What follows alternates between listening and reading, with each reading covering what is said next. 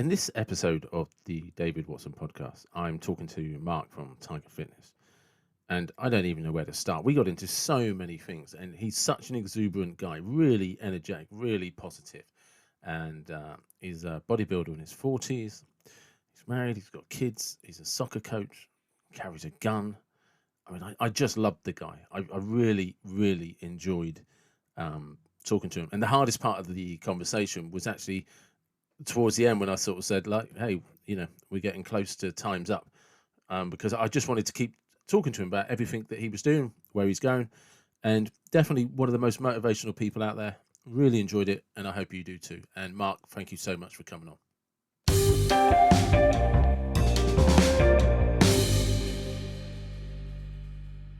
on.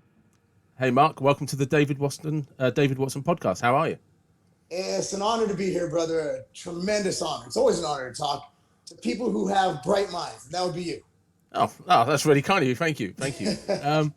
Yeah, because I actually first found you in a combination of ways. Because I found you on Instagram, I subscribed to you on YouTube, and I somehow found you on Twitter, all kind of at the same time, and it was all very strange. Yeah, it was very strange because you're very different on different platforms. Which I found interesting because it's not one-dimensional. Twitter is where I'll get more. You get to know more of a political side of me. Twitter's an absolute dumpster fire, I'm actually. Is it a hyperbole of me? It's really hard to be yourself when you're dealing with 240 characters and less, and that's why I like video. That's why I like kind of putting across what I can in the visual and the audio formats because you're able to get more. If I was to type something, like if you look at Tim Cast IRL or Tim Pool, if you were to just read his tweets, it's always like, what the fuck? What is this shit? But then you watch his podcast or his news program, and he's an extremely insightful, well thought out individual. You find out he used to be a liberal who kind of was like, well, I don't know if I agree with this anymore, and this stuff's getting really weird on this side. So you don't get to see the depth of a person when you look through one dimension. And Twitter is extremely one-dimensional. It's basically, can you jab at somebody or get your point across in as little characters as possible, which is a freaking art form in and of itself. You look at how guys like Jesse Kelly and Mike Cernovic are able to communicate like that. I can't. I talk too fucking much. I just do. And there's a lot of dimensions that I have to get across. On one side, I'm a bodybuilder. But if you, and that's what got me pissed off about, Instagram is that people automatically assume that I'm just a bodybuilder, that I make my money bodybuilding. And it didn't upset me. It was just kind of frustrating to say, wait a second, I've been on the Inc. 500 9 times. How do I get this across? YouTube's cool. Its own dumpster fire in and of itself in the comments section, but YouTube allows you to get your point across and people can do everything but touch and smell you. It's hitting so many different senses of humanity. And then you have, Facebook, which I try not to be on at all because that is the ultimate of dumpster fires. It's basically where families disown each other. It's like Thanksgiving, but more mean. And I kind of try to stay off of the political stuff on Instagram. I try to keep it motivational, physique, family, basically the values that I feel are most important. Whereas Twitter is quick hitting viral opportunities and YouTube is a way to explain what the hell I'm doing. Well, it's interesting you just said something about family and values because my first thing I was going to ask you to talk about is because you have shared it on some of your social media platforms is actually one, how long you've been married. And the second one is, was it a couple of years ago you and your wife redid your vows, didn't you? Yeah, we did in 2017.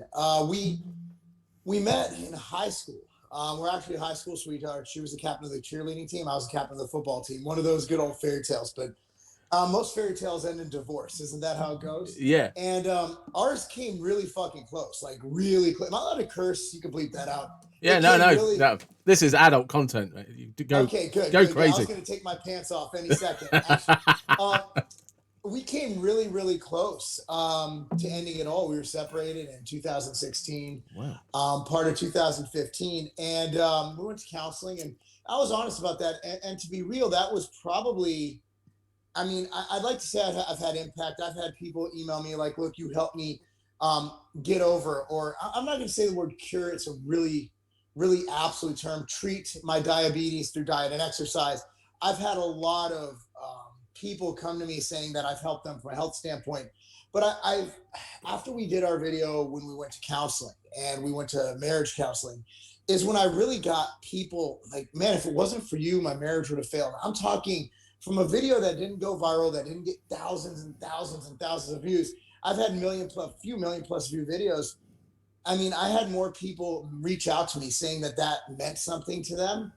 So that's why I believe social media, with all its faults and all its downfalls, it's a net positive for society. And my wife and I have been together since 1997, married in 2002, 18 years of marriage, been together 23 years as of September 30th. And, it's been great. And I think we figured out the equation that works for us, but it took us over 15 years to figure it out. And both of us matured, we grew together. And having kids, people who say, like, oh, my marriage is, I don't have kids yet, but when we have kids, kids make everything worse exponentially. They're like 40-pound cock blocks. They're Yeah. like the worst. They're the worst relationship dynamic. People are like, how could you say that about your kids? I'm like, everybody who's had kids and tried to maintain a relationship understands that it is the biggest variable, the biggest obstacle to overcome in a marriage is your kids, because not only are they very so much work, they take away from your time you spend together, but then you're going to have disagreements about how to raise your children, which is a huge dynamic, especially if maybe one person's more religious than the other. And that wasn't an issue we had, but there's so many variables that go along with raising kids in addition to two people trying to get along and live together. Oh man. But yeah, marriage and family is my priority Yeah. at this stage in my life, and I see it being my priority for the rest of my life. So, but was that my priority in the beginning? No, I was working, I was focused on my businesses. And unfortunately that took away from a lot of family stuff. So I'd like to say I'm overcompensating right now, but it's my focus. But you have talked about. I mean, like, what are the values that you and your wife are sharing? Well, I mean, family first and foremost. What can we do to provide for our children, to give back to society? What can we do for charity? We're running a cancer, fundraiser right now because it's National Breast Awareness Month in the States. How can we be good people? How can we instill those values in our children? We are pro or we are a pro nuclear family. We are pro capitalism. We are pro country.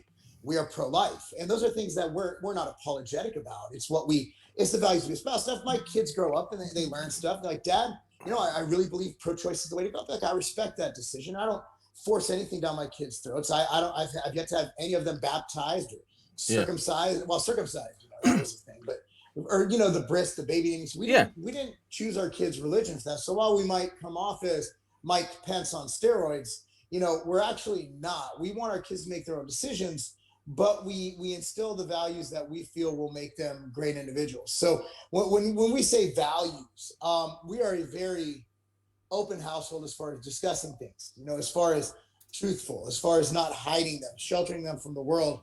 But at the end of the day, we want to teach them to make the decisions that we feel will serve them best in life.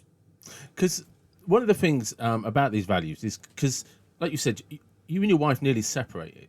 Um, We were separated. oh, so you did separate. We never divorced. So but we're, but there was yeah. something, wasn't there? There was something that was bigger than all of that for the two of you. But it meant a coming together and having a kind of honesty about the things that I don't know how you describe it. It was like, well, this isn't working, but there's something about you that I have to have in my life. But there's something about this that we need to get through.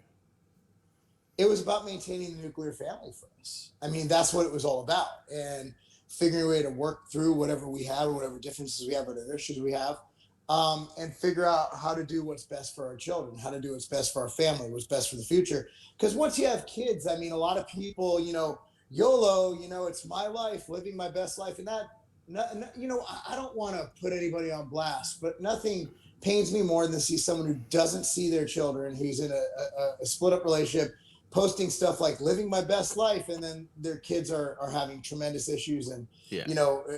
partaking in behavior that isn't becoming of them.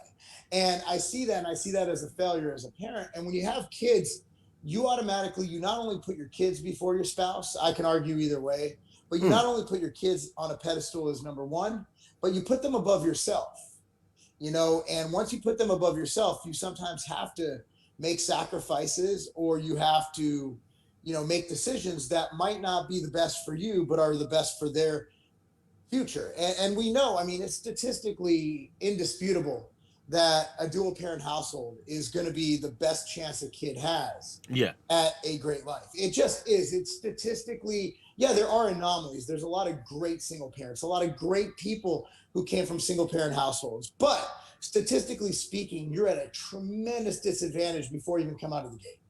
Yeah, yeah. What, like you said, I mean, the statistics just show that alone. That Mm-hmm. you know, whenever you look at any children or teenagers that are having problems, especially as teenagers, Well, you know what they say: numbers don't lie unless they come from Dr. Fauci. And for those of you that don't know who that is, he is an American doctor who advises on COVID, and allegedly, shall we say, for the benefits of legalities, may have been caught out on one or two figures, especially when Like, he hasn't been right once. Like, if I had a track record like that, I'd be like, maybe it's time to find a new career. But well, there people was. idolize him. But the funny thing, I seen a thing recently. My apologies to the senator because I can't remember his name, but he asked him why he wouldn't condone protest marches, but does condone people going to church. And he said, surely a crowd is a crowd. To which he went, it's not my job to appoint public policy. And he was like, yeah, but you are, aren't you? It's not his job, but he sure is influential, Yeah. You know what? At the end of the day, people are corruptible. And once you learn that, it's much easier to get along in life. You just have to learn that everybody has their price. Everybody. You and me have a price, like it or not. We just haven't been offered it yet. I don't know. Absolutely. I mean, it depends. I would like to say I've done pretty well where I don't think I'd take a bribe or any of that. I've never had the opportunity. I've had opportunities, but they sucked. Like weird opportunities, like offering me like, $10,000 for a nude or something, or to do a private posing session. Bodybuilding's a weird world. Yeah. But if you offered me like $10 million to be like, hey, yeah, nursing homes, whatever the hell Fauci says, right?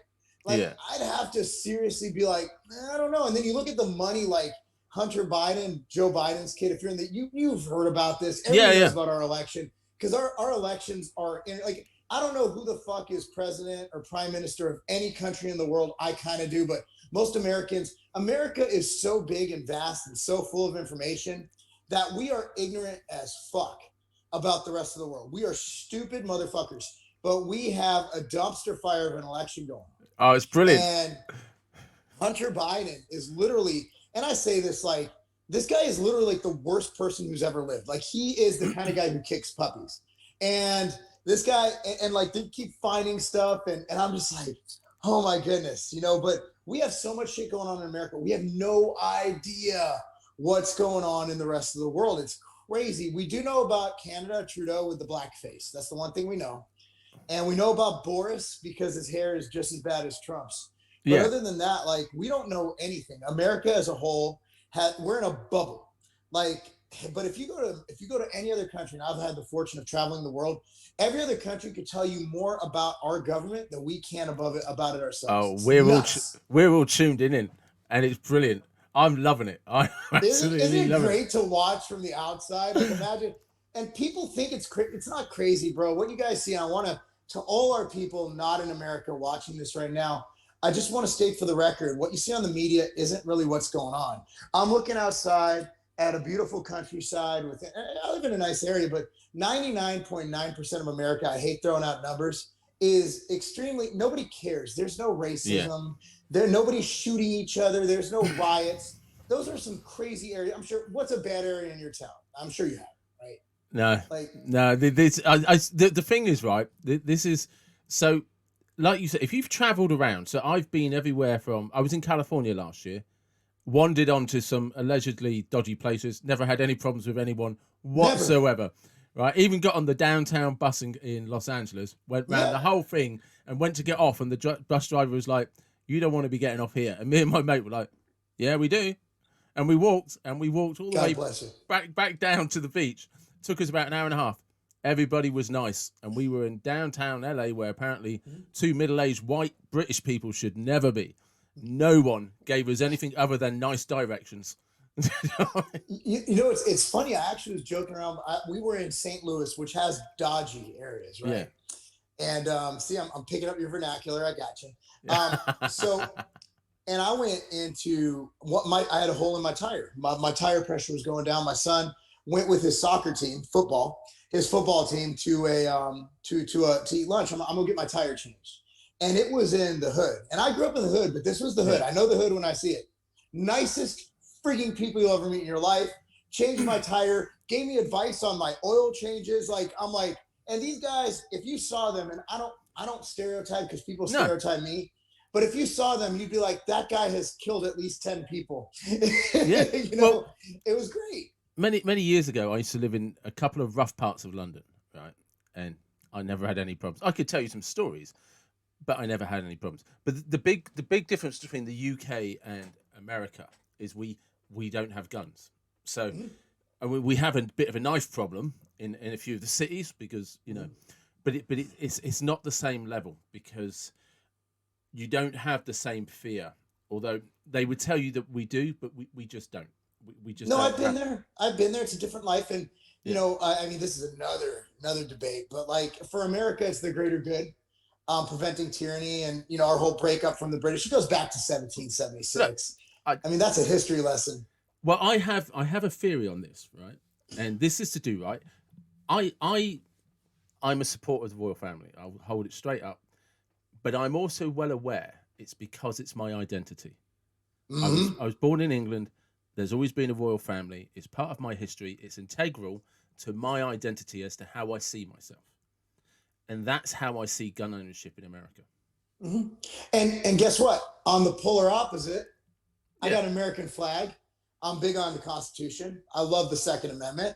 And that's the problem is that the dialogue like this is great. It's cordial. We could talk about our history and we could get along and we could agree to disagree. But, you know, people get so tribalist, so into their movement that they refuse to listen to the other side or have any empathy towards the other viewpoint. And I understand the thought against guns. I completely understand it.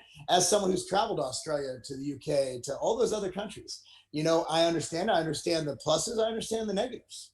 You know, and then you have to, there's always a good and a bad. So you just have to decide, well, what's the better of the two? Like I said, I know in myself, right?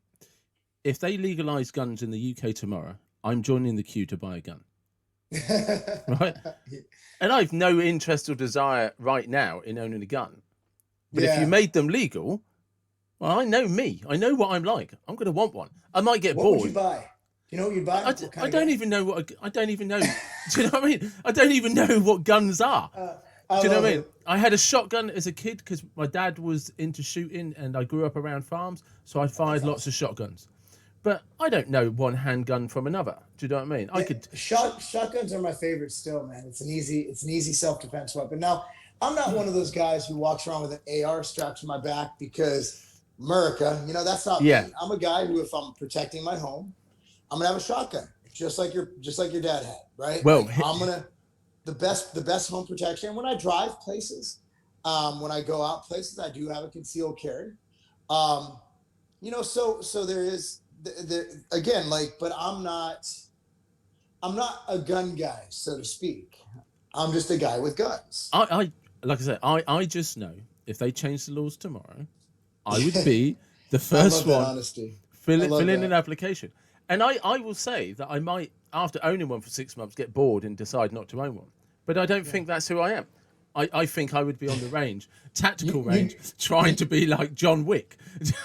You'd be like my neighbors in Tennessee. Now America, you got to realize, like, whereas the UK is the United Kingdom, America is a union of 50 sovereign states. So each state is essentially its own country. It's a union of states. So you can go to Tennessee and see people open carry right in their hip. You go to California, you see none of that. The crime rate's usually lower in the open carry states. So again, it's such a dichotomy. It's such a weird America's weird to people looking in because they're like, well, it's America. I'm like, actually, there's Tennessee, there's Texas, there's California, there's New York, there's Washington, and all of us are different, even in the, but then again, you look in Australia and you look at Melbourne is completely Yeah. shut down where they won't even let you out of your house. But you go to the Gold Coast. I just talked to someone from the Gold Coast yesterday. They're hanging out. Nothing's weird. I've been talking to some friends in Perth, and Beautiful. Western Australia is completely closed down, as in you can't come in. But if you're already in, they're walking around doing whatever they want. No lockdown Yeah, at all. But you can't cross the state line. Perth is so weird because it's 5 hours from everything. Yeah. It's like flying from New York to. You don't realize how big Australia is until you go to Australia and you fly from Melbourne to Perth, Yeah. and you're like, oh my goodness, this is as large as the United States. It takes just as long. Yeah, it is. I mean, Australia is a fascinating place. It was a Love it. fascinating, I you know. almost moved there in 2010. We were considering it. There is something very magnetic about Australia that draws you in. I don't Could know be what the it is. hot women. Yeah, it could well be. But there is, do you know what I mean? Because I went to Melbourne. I spent a day in Sydney, and I was in Melbourne, in and around Melbourne for a couple of weeks. I'm very lucky. I had friends living out there, so all I had to pay for was my flights to get over. Beautiful. I had and people to stay with who could take me around and show me things and lend me their cars, so I didn't even have to get a hire car. Do you know what I mean? It was great friends. And I was supposed to go out in February to visit some friends in Perth, Okay. but it's locked down, and it's like that's just not changing anytime soon. So Yeah, and what? I don't see. Yeah, So I was going to I say, love it there. Yeah. yeah. What is because we in this country right now are possibly about to go into another lockdown, Mhm. right? Which the country is definitely divided on what we should and shouldn't be doing. And I would just say, because I actually work in care, it doesn't affect me because I'm classed as an essential worker and I can go about my business no matter what sort of lockdown they do. Nobody touches me, and I Yeah, I haven't. feel you. Yeah, so I have an ID. So when we did the first lockdown and everybody else was locked in their houses, couldn't go, I was going to and from work all the time, going out and about, doing my own business because I was out working. It was great, and so please lock down the country again. No traffic jams, no traffic. I didn't stop for anything. It was really I feel convenient for you. me. Yeah. But what's it like in Tennessee with the lockdown then? We didn't really do it. Like we were the last ones to go in and the first ones to come out. Like Florida and Georgia got all the press for opening up. Mm. Tennessee slid under the radar. Our county has no mask mandates. You got areas of even within states. So what our governor did, Governor Billy, who I would say is pretty good in my opinion, from my politics. I Yeah, like the guy. Um, he left it up to the local jurisdictions. So within the U.S., you have states, and within the states, you have governors of states, the president, the Senate, Congress, right at whatever the federal government. But within the states, you have the governor, and then you have each city within the states has a mayor or county. yeah, So what he did is he left the mask mandates up to mayors. Now I live in a very conservative area. A lot of guns, a lot of people who just don't want to be intruded on, who are big on freedom and liberty, where we were like, okay, our mayor was like, cool, masks not going to happen. Y'all do your thing. We're going to open up all the schools. Life is normal. Where you go 10 minutes up the road to Nashville, which is liberal, man, their schools are just now getting back into session. They have huge mask mandates and fines. So it just depends on your county and where you're in. But Tennessee as a whole is probably right up there with Georgia and Florida, where we have not that again and I point to like our cases are lower than like the people who were locked down more, which is New York, California, um because we put such a we're our thing is in the South, we're big on liberty and freedom, yeah, and if somebody wants to lock down, that's their prerogative. If somebody wants to go out, that's their prerogative, so that's how we kind of play it. And it depends who you listen to. Like they just had that accord that was signed by 6,000 doctors and yeah, everything, saying that lockdowns are the worst things you can do. And if you look at the charts and graphs, mask mandates actually, you can argue they made cases go up in California. So the thing we know about a novel virus is we don't know shit. Yeah. So instead of just going like Sweden did and saying, look, we've never shut down for the flu, we didn't shut down for H1N1, why would we start shutting down now? We've never in the history of the world quarantined healthy people. No. Like it's insanity. So, and like you, I'm an essential worker. Our businesses are essential. We're internet and we're grocery. So we never shut, like we never had to do anything. So my thankfully I live in a place that aligns with my values. And my values are, if I want to take the risk of getting the virus, I can. If you feel like you don't want to take the risk, you can lock your ass in your house. Yeah. But don't tell me what to do, because I should be able to take that risk. So if you're locked down in your house, what does it affect you if me and my neighbors, if my kids go to school? You want your kids to stay at home, they gave them the option. They have remote learning. So my thing is, okay, if you're pro lockdown, awesome. We're a free country. So we should be able to make that choice ourselves.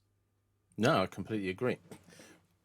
But before I'm going to take us off this topic, because this could drag on for you and me all No, night. this could be too long, and I apologize for you No, talking. no, it's really nice because, like I say, I follow you on Twitter, so I see all of this on Twitter, and it's good because it's an interesting thing because people don't realize it's not as polarizing as the media think it is.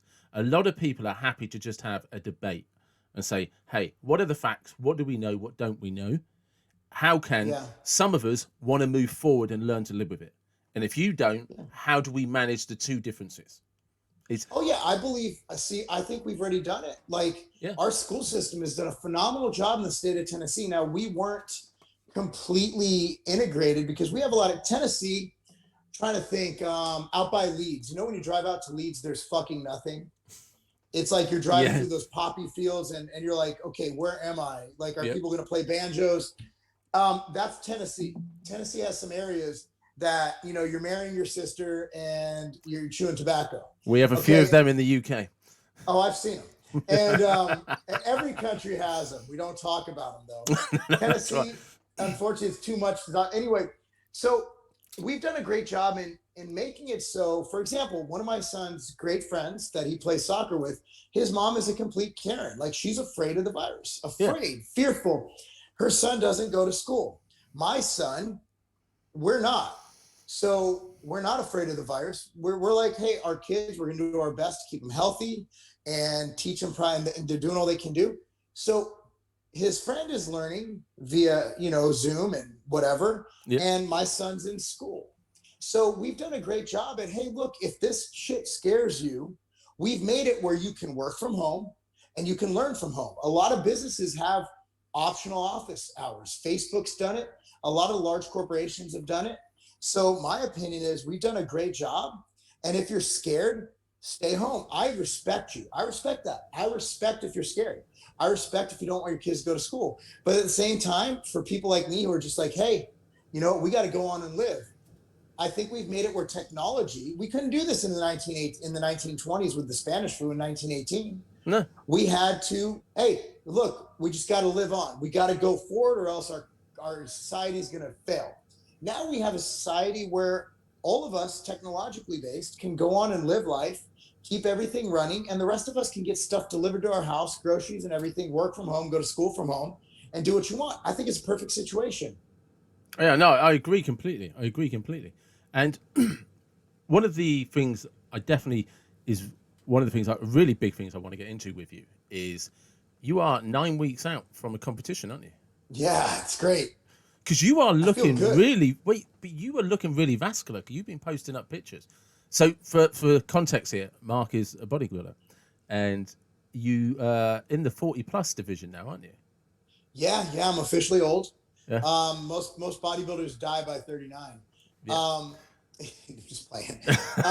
You know, I made a promise to myself to keep training, and I never wanted to come back to the stage. I never did, and my wife doesn't like it. She doesn't like me this lean. But the thing is, you know, paying attention to my health, not being on a ton of steroids like a lot of bodybuilders, most bodybuilders at this level do. Um, I'm able to keep my health in context. I've stayed lean year round. I took a couple years, 3 years off to box to, you know, to actually do a different sport. And I'm actually kind of enjoying it. And I only weight train 4 days a week right now. Okay. And it's just about watching what I eat. For me, I have to eat more because I have a very fast metabolism. But yeah, I just, main thing is my kids are great athletes, and I kind of feel like I should be doing something somewhat competitive and athletic to Yeah. set somewhat of an example for them, even though they're my motivation. Like my kids train way harder than I do. So But because you are, I mean, like you are. I'm not a bodybuilder. I've never lean. I am, for the record, I'm 46 and I do work out 4 days a week. But I've never sort of. I did actually do some bodybuilding training last year oh yeah, with a girl, and it was the best I've ever been. But so good. just for some background, with the lockdown, they shut all the gyms in the UK, Hmm. and I just started going back to body weight stuff, and then got a bench, and during that period of time, I just built basically a shelter out of my garden. And come rain, shine, 0 degree frost, I've got a weight bench, I've got a few dumbbells, some cables, and a punch bag. And I'm not now dictated by gyms, and I can just train when I Yep. every day. Because that's, Freedom. yeah, you got it in one. But is, because, yeah, you're 9 weeks out, aren't you? Yes, sir. But you're already really vascular and lean, where a lot of people would hope to be within 2 weeks. Yeah, I think for me, I usually end up getting really lean, and then I eat into the show. It's a strategy that was used by, I don't know if you've heard of his name, Kevin Levrone, who's a good friend of mine now. And he used to actually take the year off from bodybuilding. He was in a music band called Full Blown back in the 90s and early 2000s. And he used to go from in the 180s, he used to compete in the 240s, obviously at a much higher level than I am. But the difference is genetics and metabolism.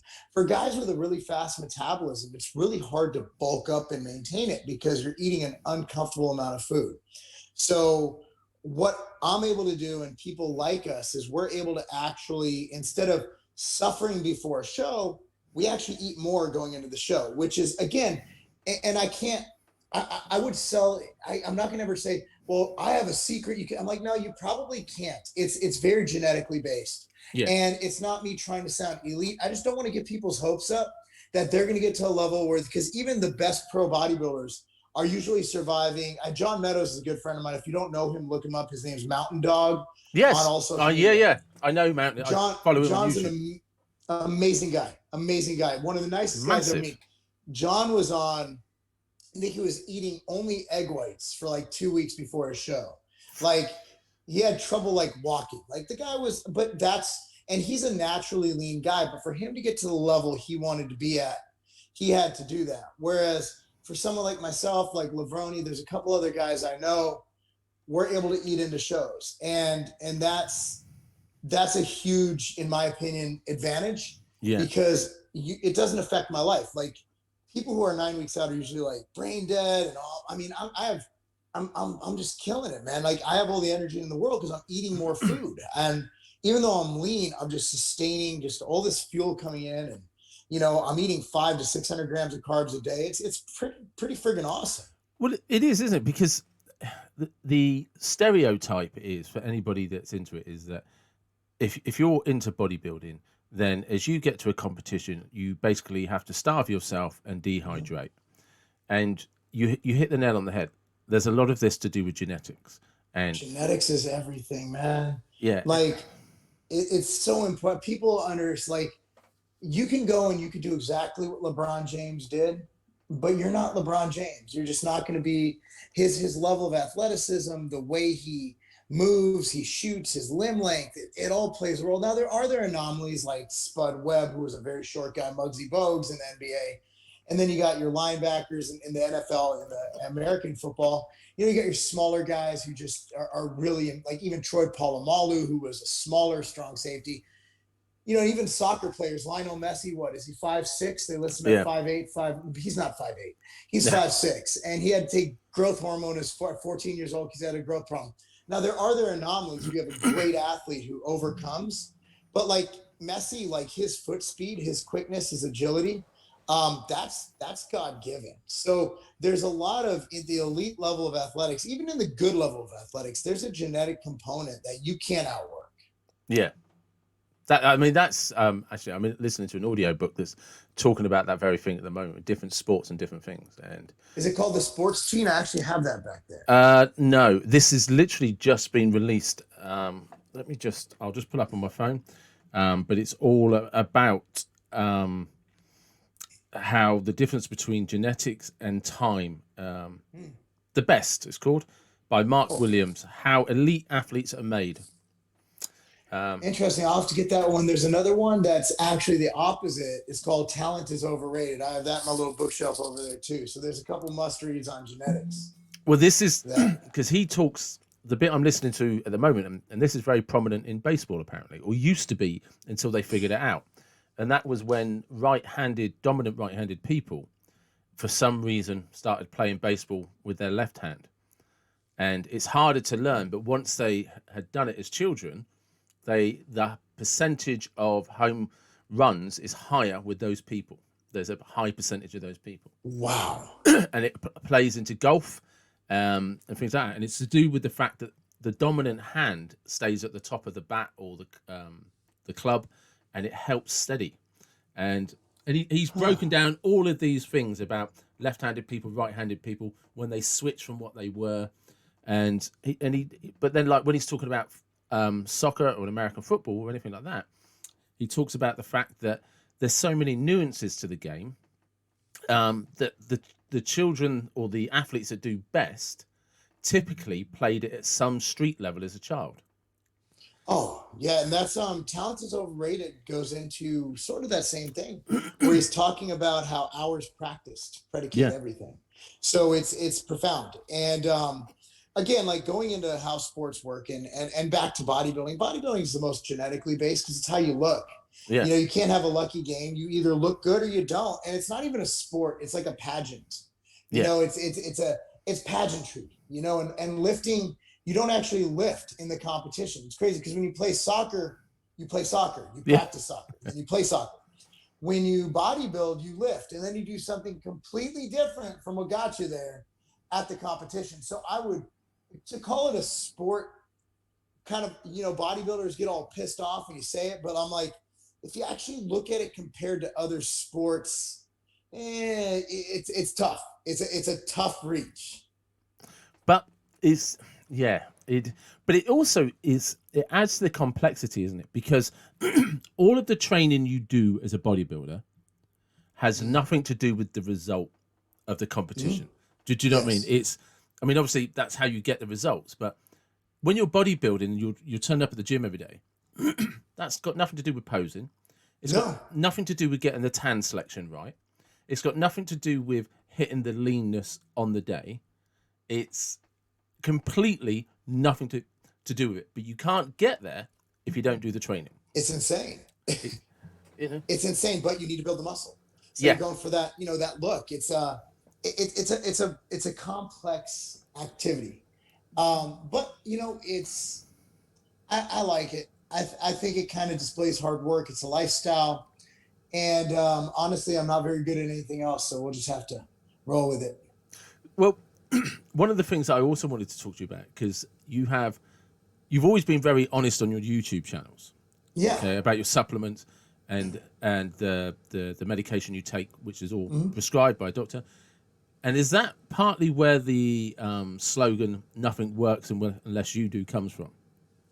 Yeah, I mean, I actually, you know, that's actually a Maya Angelou spinoff. She said nothing works unless you do the work or something. So it's a spinoff of that, and we trademarked in our industry. Now, you know, the thing is, when we were coming up with what our company stands for, you know, you have every supplement company, every internet store. At the time, we came up with the slogan was like, "Oh, take this, gain 10 pounds in 6 weeks."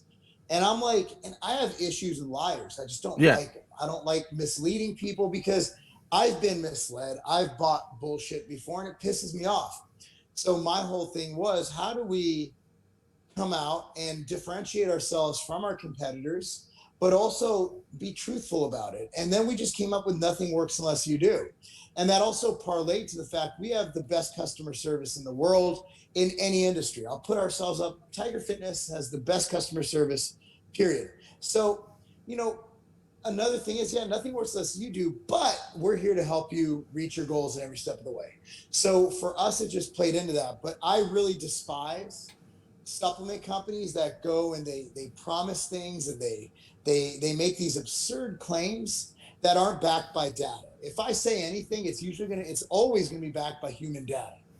And that's where, our industry gets a bad name, is people overpromise and underdeliver. And my goal is to always maybe not over deliver and under promise, but just be truthful. Yeah. I'm not going to understate. I'm not going to overstate. Hey, the data showed, boom, there it is. And with any data, there's going to be outliers on the positive and the negative. So, let's look at this scientifically. So I think that honesty is the best policy. Now, it's not the easiest way to make money, No. but you can look yourself in the mirror, you be proud of what you do. And you're building a house. You're not, if you ever read The Three Little Pigs, like, you're building a brick house where you can't just be blown down by the FTC coming after you, the FDA, or Port Health or whatever. You are actually building a brand that is based on sound science and honesty. And that's how you build a brand. You don't build a brand based on false hope and lies. You build a brand based on delivering results. And that's what we do.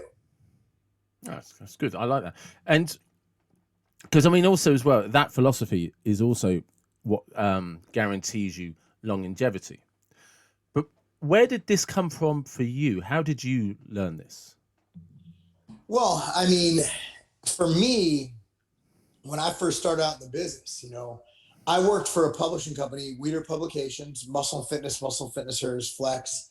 And we were actually bought by American Media. Who is American Media? The tabloids, the National Enquirer, the Star, Mira en Español, Country Weekly was one of our magazines. So I worked in this industry in publishing for years. And I had a chance to work with a lot of health companies, supplement companies, and they would tell you off camera, or at that time it wasn't really camera, but off the record, that they were basically lying on their labels, lying in their formulas, and these idiot customers will fall for it. And I'm sitting there and I'm just a 20, 21-year-old kid trying to make gains. And I'm like, these fuckers are lying to people. And so for me, it's always about, ethics, and it's always about delivering. Because how would you feel? It's one of those where, humans are the only, animal we know of. That's what separates us from a lot of animals, the fact that we can have empathy. And if someone else is hurting or if someone else is feeling something, we can empathize or we can feel that pain. And nothing's worse than getting ripped off. Whether you bought a car that you drove off the lot, it breaks down, or whether you bought, a bag of popcorn and there's mold in it when you open it up, right? Like, that's some stuff that really pisses people off. And for me, it's always just been about giving people what they want. It's been about delivering on those promises. And I think if your differentiation is not being, like, if that's how we're going to differentiate by not being liars, like, that's a good thing. That's a very good thing to have. So for me, it's also about, you look at my childhood, and, my mom wasn't exactly the most honest person, and that hurt. When someone lies to you, someone you respect, or you find out somebody isn't the person you thought they were. We've all been there when a celebrity, their true colors come out, or when something like, oh my God, I had no idea that guy was like that. And I don't ever want to be caught in a situation like that. So how do you steer yourself straight? My wife tells me I'm stupid all the time. Honestly, I just think when you have children, you're not just leaving behind inheritance. You're not just leaving behind memories. You're leaving behind a legacy. And I don't want my kids, like, when they're walking through town after I pass away, because, God willing, I'll die before them. Nothing's worse. It's got to be nothing worse than burying your own child. But one day when I pass away, I want people to be like, hey, your dad, he was a good dude. Like that, he was a nice guy. We like I don't need, like, no one's going to remember how much money I made. No one's going to remember that. No one's going to know my taxes. No one's going to give a shit. All they're going to know is, was he a good guy or was he a dick? And, the people who know me, who get to know me, who spend time with me, I'm not talking about the, people on Twitter who might disagree with my opinions, but the people who know me, I'd like for them to say, your dad, that was a real one right there. I think that's what drives me, at least now in my life, that I have children. So, what was the difference then before the children? Well, I mean, I just wanted to be not like my parents. My dad was a great guy. My mom had her issues. Yeah. Drug addict, and she actually served in the Israeli Defense Force. So my mom's actually from Israel. So she had a lot of things going on up here that we'll never understand. Yeah. So I just didn't want to be like that. And my brother's the same way. My brother just wanted to be. My brother's great. My brother works for he's a senior VP for a large digital marketing firm, does very well. He's also he won his bodybuilding. He's a natural pro bodybuilder. He won that back in 2014 or 15. Um, my brother and I both went the same direction. His kid just got a baseball scholarship to University of Kansas. Just a good dude. And both of us did that. Now, for two kids to come from situations like we did with our parents, or my mom especially, and to actually do something meaningful and not just be another statistic, I think we both had that. Whether that was genetic or whether that was nature or nurture, I don't know. But I learned a lot from my brother. My brother was, maybe he's the one who figured it out, because I ended up getting the same major in college as him, and maybe he was the reason. But our goal was just to end the cycle, because the cycle repeats if you don't end it. Now our kids, they have everything. They live in, both of our kids, like, he lives in a nice area of Illinois, I live in a nice area of Tennessee, and all of our kids go to the best schools. They have the best trainers. They have great food. They have, if they mess up, that's on them. Like, we've given them every possible advantage in life. And I think that's every parent's goal. I don't want my kids to go through the shit I went through. And I don't think anybody does. But do you have what it takes to stop the cycle? If your parents are alcoholics, do you have the willpower to stop the alcoholism? Your parents are drug addicts. Do you have the power to end the cycle, to stop using drugs? Do you have that power? And every human being does. Every human being does. So you just have to find that. You have to go with it, and you have to be strong. And that's what we try to, that's what I try to tell people. It comes across on social media and everywhere now. Like, everybody thinks if you're doing well in life, that you have this magical thing called privilege, white privilege, this privilege, that privilege. Look, I've met a lot of people who've been through a lot of shit. I've met people who've had it worse than me. But usually, if we're trading war stories, I have the edge. I didn't have any fucking privilege growing up. And if that's privilege, I want to see what it's like. I want to see the other side. I had it just as bad as a lot of people. I had it worse than most people. I witnessed things that no child should see. I went through things that no child should go through. I felt emotions, and I have repressed memories that I had to go to counseling for, that no human should have to ingest, should have to go through. But I persevered, and every human has it in them. And there are forces working against you. I'm not saying that if you're a certain color that people don't treat you differently, or it's not hard.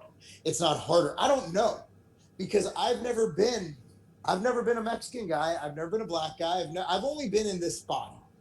I do know what it's like to be thought of every time I say something, someone intellectual, to be called a fucking dumb steroid using meathead. So I do know what it's like. I do know what it's like to be stereotyped, and it hurts, and it's wrong.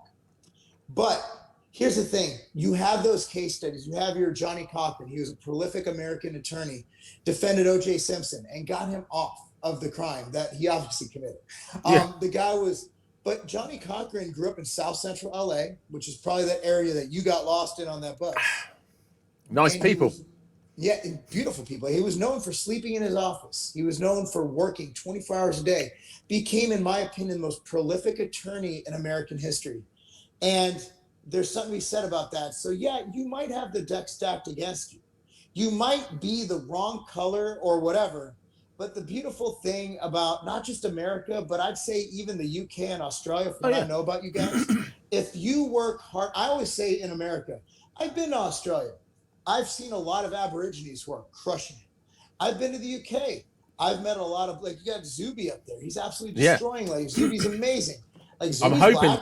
I'm hoping to get him on the podcast. He has actually said he might be able to do it later in the year. He's a smart guy. He is Oh, a very intellectual individual. But again, it's like you have these case studies, and I'm not denying systemic racism exists. A statistic, like, based on statistics, it really, you could go either way. I tend to believe it doesn't, but I don't know everything. I'm a fucking I'm a business owner, meathead from Tennessee. What the fuck do I know? But I know this. I've met a lot of really successful people who've just overcome. yeah. And the most successful people I know aren't the people, like, I live in a neighborhood, Brentwood, Tennessee is the third richest area in the country. Period. It's fucking gorgeous. And I had to work my ass off. I didn't start out in Brentwood. But I'll tell you what, I met a lot of all the millionaires I know didn't grow up in Brentwood. The self-made millionaires, they grew up in Inglewood. They grew up in that area you got lost in. They grew up in Queens. They grew up in shitholes. And they got that work ethic, that fight or flight mentality that rich people don't have. I'm trying my hardest to get my kids to think like a poor person, Yeah. because those are the people who change the world. Those are the people who do things that you would never imagine. Those people who are grimy, who fight for everything, who always have a chip on their shoulder. That's what I want my kids to be. It's hard to instill that when you're growing up in friggin' Brentwood, but you know what? We do our best. So, So, I mean, I'm being conscious of the time here because we've nearly hit an hour, and I don't want to take up too much of your time. okay. Because I genuinely appreciate the time you've given me. If for somebody who's listening to this now, who Mm-hmm. feeling sorry for themselves, feeling that life's against them, and as a coach, I'm a big couldn't get my words out then. A big advocate for, look, you've got to change your perception. Mm-hmm. What if? What the fuck? Doesn't matter. What advice would you give to somebody? It's like, this is where you need to just start. Okay. I'm going to kind of backtrack, and I'm going to give you where my mindset is. Yeah. Um, Number one is you don't have it bad. And I'm gonna give you a story. I'm gonna try my best to compose myself because this hit very close to home to a friend of mine. You can look her up. Her name's Tracy, and her name's Tracy Otto, Otto. I met her at the Arnold Classic 2016. And I met her. I made a joke. We couldn't get. It was literally so packed. We couldn't make our way back from the bathroom. I was coming from men. She was women. And I'm like, just get behind me. I'll block the way. She ended up walking to our table, our booth, the MTS nutrition table, and just worked with us like the whole weekend. Had a great time. Joked around with everybody. Everybody loved her. Long story short, we became friends. She came to a lot of our events and everything. And I was on Facebook one day. My wife sent me over a message that Tracy was. So she was attacked by her ex-boyfriend. She was shot multiple times in the vagina. She was shot in her eye. And she was stabbed in her back, which rendered her paralyzed. So I see this and I'm like, holy shit. So I get in contact with her family. We get together a fundraiser. She ended up pulling through. She's a paraplegic. She can't walk. She has little use of her hands. And I visited her in the hospital when she was in rehab. And she was optimistic. And she was thankful to be alive. And sure, there was some like, why would this happen to me? But here's a girl who, gorgeous. Look her up. I'm telling you. I'm encouraging everybody to look her up and follow her. Gorgeous. And she's still gorgeous. But I'm talking like drop dead gorgeous blonde girl. In one instant, because of some crazy dude, loses everything. She was into fitness. She can't work out anymore. She can't walk anymore. She's stuck in a wheelchair. She's missing an eye. She has a prosthetic eye. And you go in there and I walk in to the rehab place and she's busting her ass, trying to learn how to use a wheelchair, trying to get better, trying to get out of the wheelchair. And so I want to ask everybody watching this, if Tracy can get up out of her wheelchair after that trauma, What has happened to you that's holding you back from reaching your goals? What excuse do you have? Because I guarantee you, she wakes up every morning and she has flashbacks. You think you have it tough? Imagine what she has. And she gets up and she does it with a smile every single day. So, what I encourage people to do is be thankful for what you have. If you can't walk, be thankful you could talk. If you can't run, be thankful you could walk. If you can think and you can work, there are no limitations. The only limitation you have is the one you set on yourself. And if somebody's holding you back, prove those motherfuckers wrong, because you can. Because I've seen it done. So that was that's the only way I could really explain that, Nice. because it changes you when you see someone go through suffering like that. It changes your perspective. So there's something to be said about that. Just be thankful that you have everything you have. And if you're broke, work. Just work. That's all you can do. Yeah, no, that's. I mean, wow. I mean, I'll definitely look Tracy up, and yeah. I mean, what do you do when you witness that and you see that for for a personal friend? So, damn, that's so. That is Oh, yeah. tough. That is. It's tough to, like, I remember on my way home, I called my wife. I'm like, cool. Because, I talked to her on the phone and we're text, and then to actually witness it. And it was, and to hear the firsthand account, you know, that'll change you. So I think that a lot of people like to feel victimized, and a lot of people, and a lot of us are victimized. A lot of us have been victimized. But if you let it destroy your life, they win. Yeah. Don't let them win. Live your life, and I also think another thing is, everybody always says, oh no, don't be vengeful. Man, I'll tell you what, revenge is one of my chief drivers in life. I was fired from a job in 2004, and I use that every day as motivation. See, I like that because there's something bloody honest about it. Because there's nothing I enjoy more than pissing people off who have crossed me. Right? It's the greatest. You know. It's the greatest. I just, there's nothing better than, there's nothing better than proving you can do something someone said you can't do. Yeah. And because we're all capable, like the human body, human mind is capable of so many things. And a lot of people get pigeonholed into this, I can't. And look, there are limitations. I can't slam dunk a basketball, Yeah. right? Like we have our personal limitations. But find what you're good at. Like, everybody's good at something. You're at least decent at something. And if you get just a little bit better every day, you're that much closer to greatness. And that's where I think a lot of people get discouraged, because they fail. And I forgot the story, but there's so many stories about people. And a good industry one, if you ever heard of Bang, the energy drink from the US. Right. So the owner's a guy named Jack Owak. Before Bang hit, I think he was selling off every part of his old company, VPX, and he just kept Bang. And before that, he literally built big companies and failed every single time. Like, he ended up just, something would go wrong, market share would drop, and he's done again. He's done again. He's broke again. Like, he'd make it and break it. Now he's sitting on $1 billion brand, and Jack, thing about Jack is he's batshit crazy, and I love him. Like, Jack is, you think I'm polarizing? Like, Jack makes me look like a middle of the road, like nobody, right?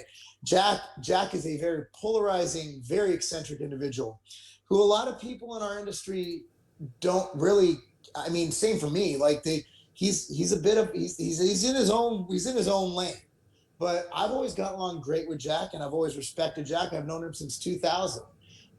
Jack does what Jack does, and Jack is crazy enough where he's not going to let anybody say, hey, Jack, it's not going to work, bro. He's going to be like, no, it's going to fucking work. And he's going to fail. But that 10th time, he's going to build $1 billion brand. Yeah, there's a tenacity, isn't there, where it's just like no fucks are given. No fucks. It's the guy that there's something about a mentality where somebody can look at everything ahead of them and Yeah. just say, I'm going to have the living shit kicked out of me here, but I'm not going to give you the pleasure of seeing it. And I'm just going to keep on marching, keep on getting up, and keep on going. It's beautiful, and I've enjoyed watching Jack. A lot of people probably prayed for him to fail, but I was like, you know what? Something about me wants to see this guy make it. Just because he's so out there. You know what I Yeah, mean? Like, yeah. and if you've met rich people, they're usually batshit crazy.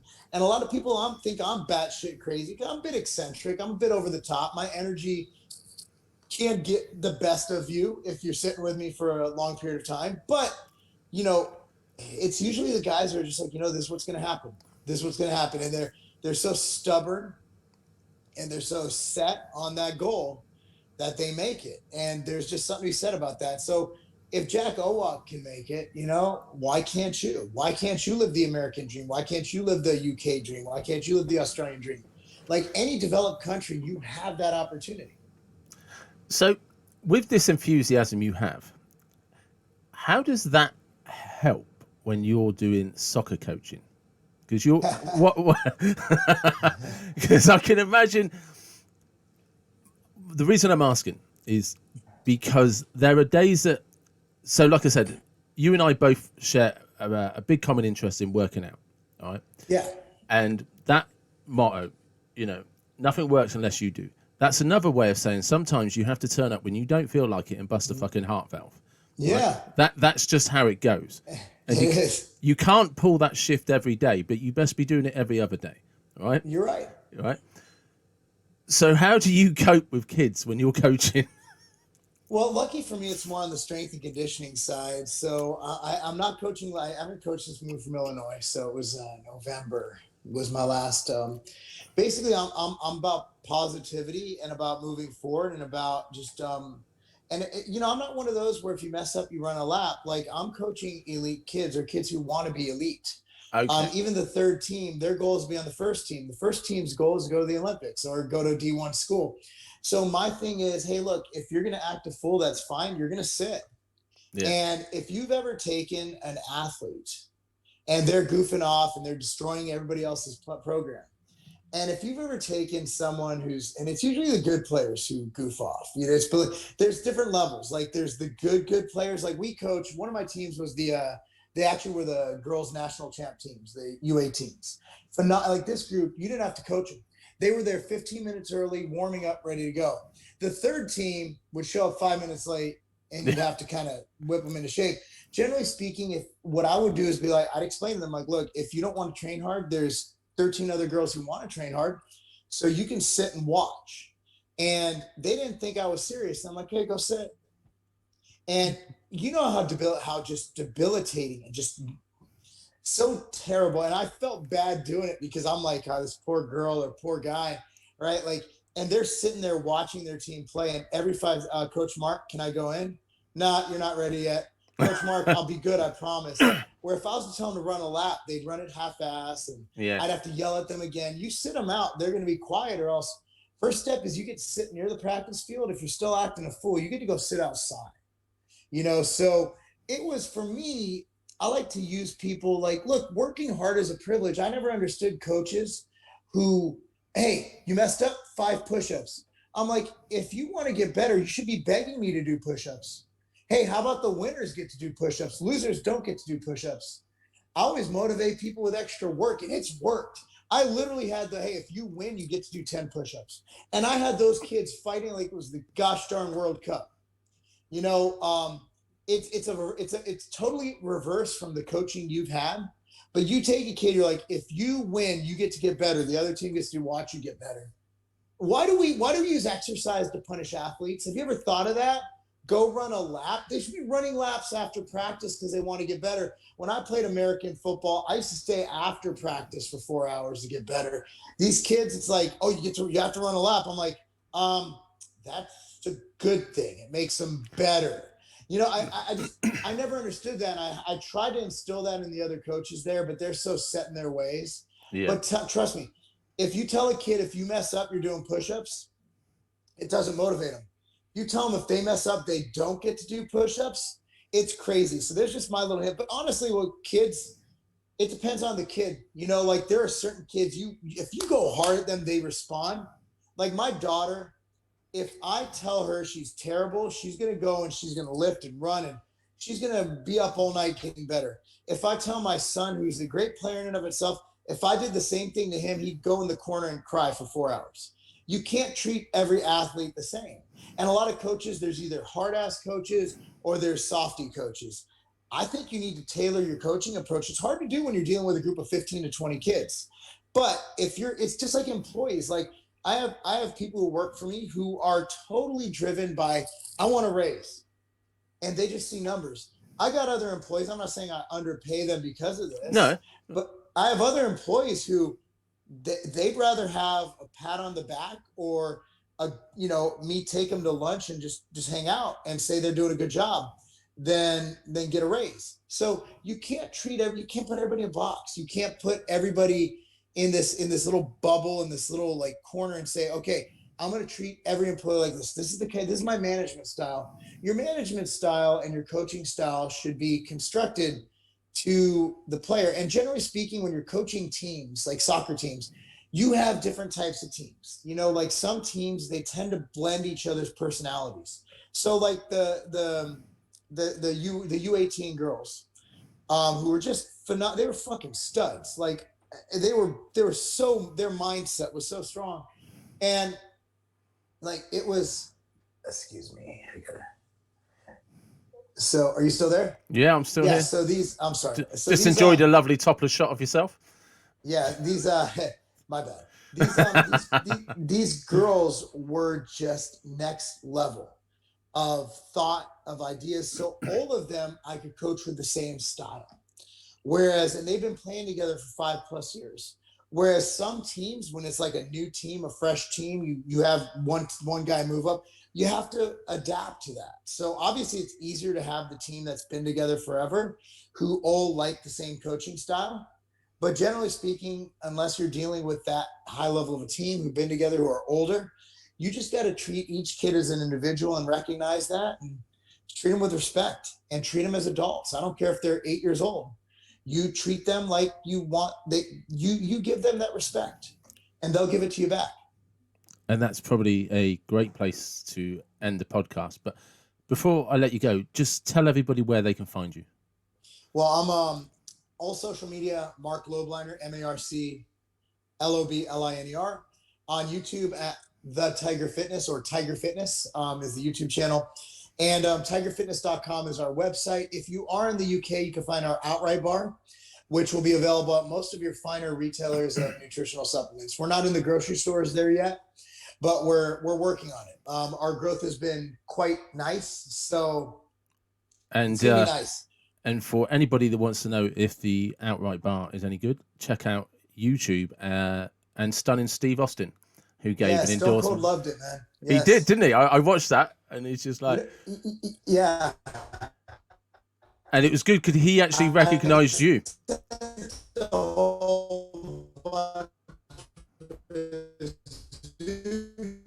Like saw him, and he's a large dude. Like he's huge, humongous, a large, intimidating guy. And I heard his voice. He walked into the gym that I own part of, which is Iron Addicts. At the time, I didn't.